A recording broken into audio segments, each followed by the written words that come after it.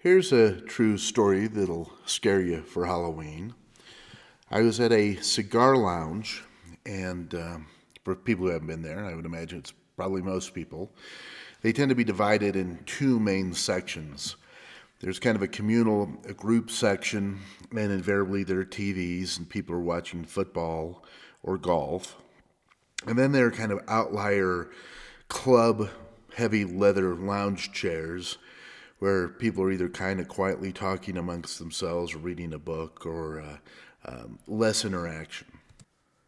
So I'm in this big plush leather chair. There's a table, put down your drink, and there's a adjacent leather chair. It's kind of designed for two people to kind of sit together. Mine was empty. I was by myself at the time, but this fellow comes over, and it's summertime. He comes in and he's wearing flip flops, shorts, and a tank top.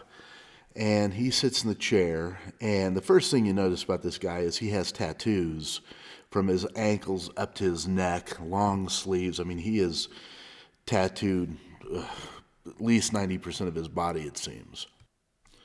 So he takes out his phone and starts to scroll through texts or, whatever on the internet. And I'm reading my book, and he seems kind of agitated. And, I'm glancing over at him, and these tattoos are really incredibly ornate. They are not just kind of run of the mill goofy tattoos that somebody does on a whim. I mean, they are truly works of art. I mean, they are top level tattoos. And he gives me a quick glance, and I glance at him, and I said, "Boy, those are some incredible tattoos you have." I said, "I'm guessing you're a tattoo artist and you're in the industry," and he nodded. And he didn't exactly seem perturbed, but he wasn't really forthcoming. And he nodded and he said, "Yeah, I'm a tattoo artist. I've been one my whole life." And so I didn't want to really push this guy, but I was kind of fascinated. And I said, "Well, you have so many different amazing tattoos. Are they all by the same artist or different artists?" And it kind of warms up as I ask him additional questions. He said they were from different artists, and that he actually traveled around the country and was kind of on consignment. And I know nothing about the tattoo world. I don't have a single tattoo. But he knows I'm genuinely interested, and he would tell me different stories, and he showed me an elaborate tattoo on his calf that he got in Los Angeles, and tattoo on his arms and thighs, and one in New York, and had a big story about the tattoo artist that put it there. And he talked about how, he was at a level that he would exchange tattoos with some of these people. And I asked, do you let them do whatever they want to, or do you have a specific art motif in mind?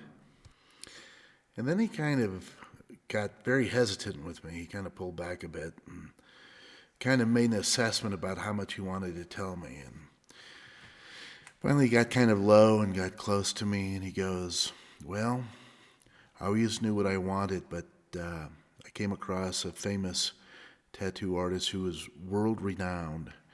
And part of his willingness to do a tattoo was that he would choose the nature of the art.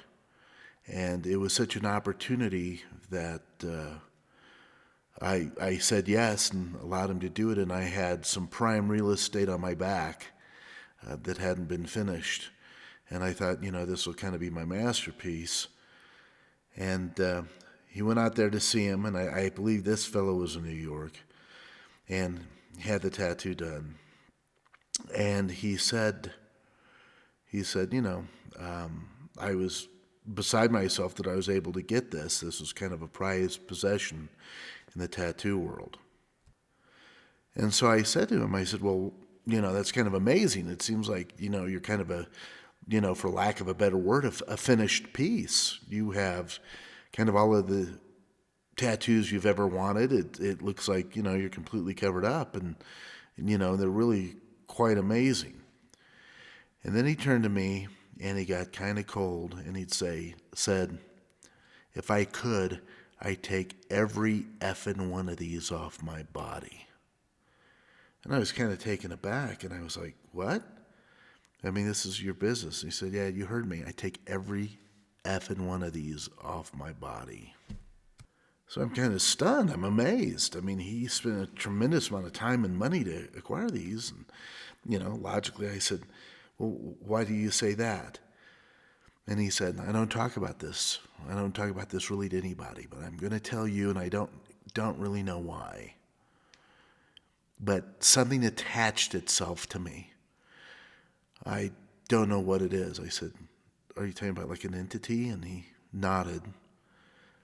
He says, I don't know exactly what it is, but I'm not in control of my life anymore. And I mean, I'm sitting there absolutely flabbergasted. I can't believe this.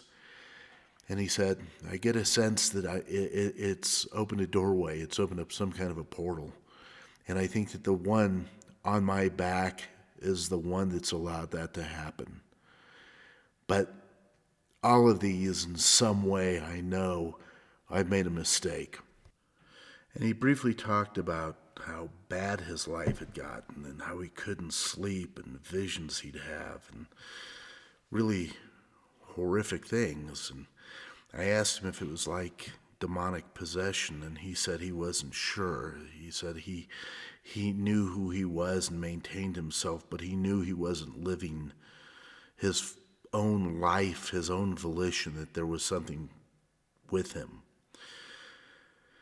And then he just kind of was done talking, and he picked up his phone and his car keys and his wallet, and he got even closer to me, and he goes, I wish I had known this. He said, but it was in the Bible. And he gets close to me, he goes, Leviticus 19:28, do not cut your bodies for the dead or put tattoo marks on yourself. I am the Lord. And then he said, there's nothing I can do. And he left.